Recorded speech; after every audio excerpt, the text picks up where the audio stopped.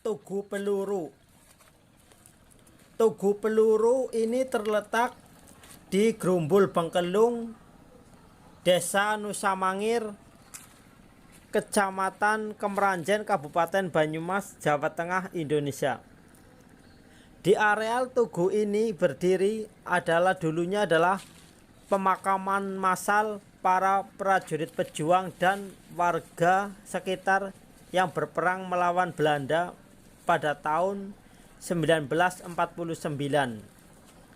Satu kompi pejuang dan rakyat ini dipimpin oleh Kapten Yasir Hadibroto. Kejadiannya adalah sebagai berikut. Pada waktu itu, kompi Kapten Yasir Hadibroto habis saja melakukan penyerangan di pos Belanda di daerah Wangon. Setelah itu, kompi Yasir Hadibroto berniat kembali ke Sumpiyuh, ke markas besarnya untuk menerima perintah dari Jenderal Sudirman. Tapi karena kelelahan, maka kompi Yasir Hadibroto ini berhenti di Grumbul Bengkelung. Tapi keberadaannya ini akhirnya diketahui oleh mata-mata Belanda. Pada pukul 02.00, konvoi kendaraan militer yang mengangkut tentara Belanda dengan kekuatan 1 batalion pasukan khusus Baret Hijau dan Baret Merah dan didukung 1 kompi pasukan meriam artileri Medan tiba di perempatan Wijahan, Desa Karangjati, Kecamatan Kemeranjen. Ratusan serdadu yang berseragam loreng macan tutul dengan logo kepala anjing di lengan kanan bajunya memenuhi jalanan di jalur buntu Wijahan dan menenteng senjata otomatis seperti Brand, Sten, Thompson dengan dukungan logistik yang sangat banyak. Sepasukan tentara yang penuh amarah itu dipimpin oleh seorang ofisir Belanda berpangkat mayor. Selanjutnya, perjalanan menuju perbukitan di Grumbul Bengkelung di sebelah barat Desa Nusamangir dengan berjalan kaki dan kendaraan roda 2. Tidak banyak kata yang terdengar, hanya suara seperti peluit dan isyarat lampu untuk menandakan suatu kegiatan antar pasukan. Derap langkah dari sepatu yang digunakan sepertinya nyaris tidak terdengar, padahal jumlah pasukan Belanda mencapai 600 orang. Sementara itu, para pejuang dan tentara Indonesia yang berada di Bukit Bengkelung, Desa Nusamangir yang dipimpin oleh Kapten Yasir Hadibroto sedang istirahat setelah melakukan penyerangan pos Belanda yang berada di Sampang, Kebasen, dan Wangon. Sebenarnya Kapten Yasir Hadibroto beserta pasukannya hendak menuju markasnya yang berada di Sumpiyuh untuk menerima perintah dari Pak Dirman, Jenderal Sudirman, yang saat itu menjadi Panglima Divisi untuk wilayah Karsidenan Banyumas. Di saat tertidur pulas karena seharian bertempur melawan tentara Belanda, seorang Danton yang bernama Wongso Diharjo mendapat laporan dari anak buahnya yang sedang berjaga malam. Menurut penjaga tersebut, dia melihat tembakan isyarat berwarna merah dari arah utara desa. Segera sang Danton melaporkan kepada Danki Kapten Yasir yang berada di tengah pasukan. Kemudian Kapten Yasir memerintahkan para Danton dan pasukannya agar bersiap-siap menghadapi kedatangan musuh yang kekuatannya jauh lebih besar. Di sebelah timur, peleton Wongso Diharjo siap menghadapi musuh. Dan untuk sebelah barat, peleton Sudarso siap bertempur. Sedangkan untuk menghadapi musuh yang datang dari selatan dan utara, ditempatkan staf kompi yang dipimpin langsung oleh Kapten Yasir Hadibroto.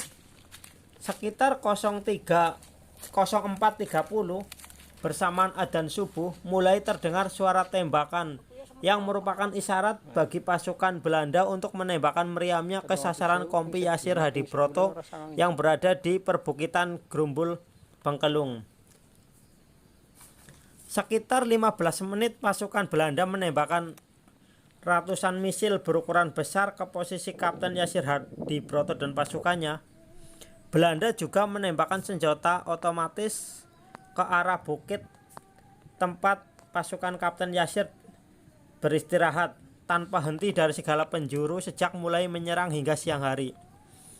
Saat itu belum terdengar suara tembakan balasan dari para pejuang yang berada di Bukit Grumbul Bengkelung karena perintah dari Kapten Yasir Hadibroto agar menembak musuh dari jarak sedekat mungkin. Satu peluru, satu nyawa, dan bila perlu melakukan perkelahian perorangan tangan kosong.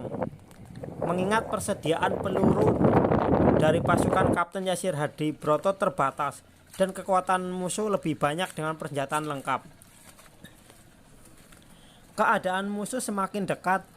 Pasukan infanteri Belanda mengepung para pejuang dari segala penjuru. Gerakan pasukan Belanda juga dibantu dari satuan kavaleri dari Kroya, Gombong, dan Banyumas. Pertempuran begitu dahsyat dan mengerikan. Sepasukan pejuang dengan kekuatan kecil, dengan logistik dan persenjataan terbatas, melawan satuan elit tentara Belanda yang sudah terlatih dalam Perang Dunia I dan II, yang memiliki persenjataan lengkap dan modern. Sekalipun berbanding terbalik dari segi peralatan dan kekuatan, para pejuang memutuskan untuk menghadapi lawan sampai detik pertahanan terakhir. Hingga kompi ini kehilangan separuh personilnya, dan Danton Wongsodiharjo juga gugur, sedangkan Kapten Yasir Hadibroto sendiri tertembak di kaki kanannya. Di sektor barat, pertahanan kompi Yasir yang dipimpin oleh Letnan Sudarso dapat menghalau serangan musuh yang datang dari Banyumas. Gerakan pasukan Belanda yang melewati rawa-rawa dapat terjangkau dengan jelas oleh para pejuang yang menunggu hingga jarak terdekat untuk menembak musuh. Di sektor ini, pasukan Belanda akhirnya mundur ke Sirau setelah kehilangan pasukannya yang tidak sedikit. Kesempatan ini digunakan oleh para pejuang untuk berkonsolidasi dan membawa pejuang yang terluka termasuk Kapten Yasir dan seorang kerabat dekat ke arah utara desa menuju ke desa Karangjati untuk kembali ke markas para pejuang di Sumpuyuh. Dalam perjalanannya, salah satu kerabat Kapten Yasir meninggal dunia dan dimakamkan di perbukitan desa Alas Malang.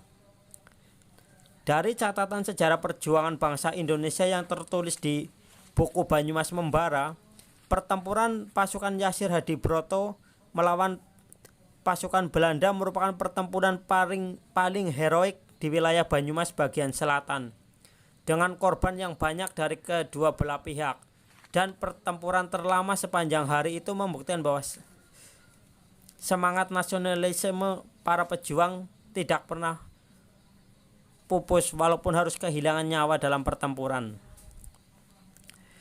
Dari data yang diperoleh, kompi Yasir kehilangan 33 pejuang dan 19 warga pejuang. Sekian, terima kasih. Semoga perjuangan para pahlawan tidak sia-sia. Terima kasih. Wassalam.